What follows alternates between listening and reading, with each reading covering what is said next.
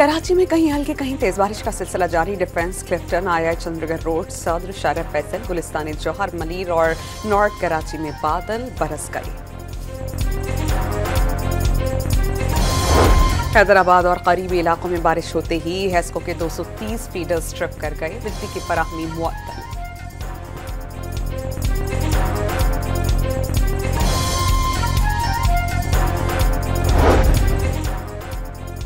वज़ीर आज़म का खैबर पख्तूनख्वा में नदी नालों के साथ तामीरात खत्म करने के लिए तहरीक चलाने पर जोर।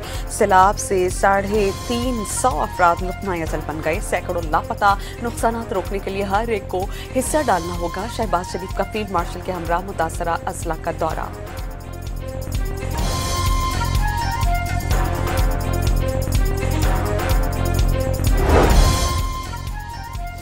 और पाकिस्तान, चीन और अफगानिस्तान दहशतगर्दी के खिलाफ मुश्तरका कोशिशें तेज करने पर मुत्तफिक।